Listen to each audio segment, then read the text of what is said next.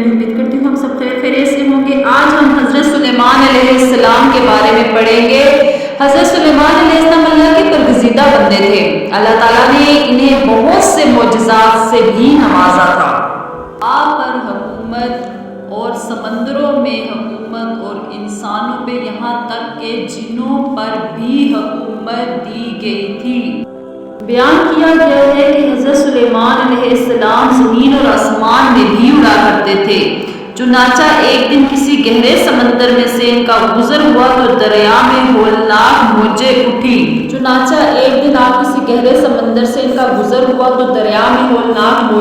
یہ دیکھ کر ہوا کو پھیل جانے کا حکم دیا اور جناتوں کو دریا میں غوطہ لگا کر نیچے کا حال معلوم کرنے کو کہا۔ جب حضرت سلیمان علیہ السلام کے حکم سے جنوں نے دریا میں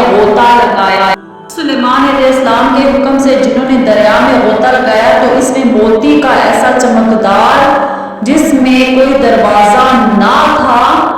حضرت سلیمان علیہ السلام نے اللہ سے دعا کی تو انہوں نے اس قصے کو سمندر میں لانے کا حکم دیا۔ چنانچہ جنات اس سمندر سے نکال کر حضرت سلیمان علیہ السلام کو پیش کر دیا، جس کو دیکھ کر انہیں بہت تعجب ہوا۔ اللہ تعالیٰ سے انہوں نے اس قبا کو کھولنے کی دعا کی۔ ایک نوجوان سجدے میں تھا۔ حضرت سلیمان علیہ السلام نے اس سے دریافت کیا، کیا تم کوئی فرشتہ ہو؟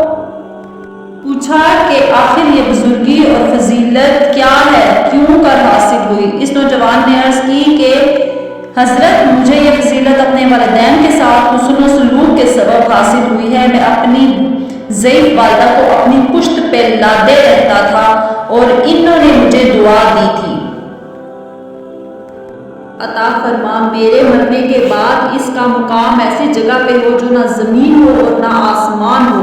چنانچہ والدہ کے انتقال کے بعد جب میں دریا کے کنارے گھوم رہا تھا تو میں نے سفید موتی کا ایک قبا دیکھا۔ تو اس کا دروازہ کھل گیا اور میرے اندر داخل ہونے کے بعد دروازہ خود بخود بند ہو گیا۔ مجھے یہ نہیں معلوم کہ میں زمین میں ہوں کہ آسمان میں ہوں۔ اللہ تعالیٰ مجھے یہاں سے رزق عطا فرماتا ہے۔ پوچھا کہ روزی کہاں سے حاصل ہوتی ہے؟ جب بھوکا ہوتا ہوں تو پتھر سے ایک درخت نکلتا ہے اور اس درخت کا پھل بہت میٹھا ہوتا ہے، اور جب میں سیراب ہو جاتا ہوں تو وہ درخت غائب ہو جاتا ہے۔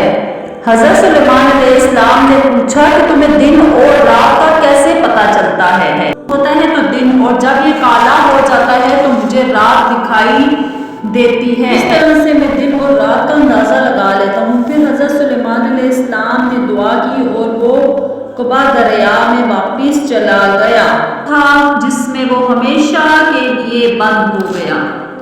جی ہاں جی، تو اس حقائق سے ہمیں معلوم ہوتا ہے کہ ماں باپ کی خدمت کس قدر عظمت والا کام ہے۔ بے شک جو خدمت کرتا ہے نا، اس کی دنیا اور آخرت دونوں ہی اچھی ہو جاتی ہے۔ تو امید ہے کہ آپ کو ویڈیو اچھی لگی ہوگی۔ شکریہ، اللہ حافظ۔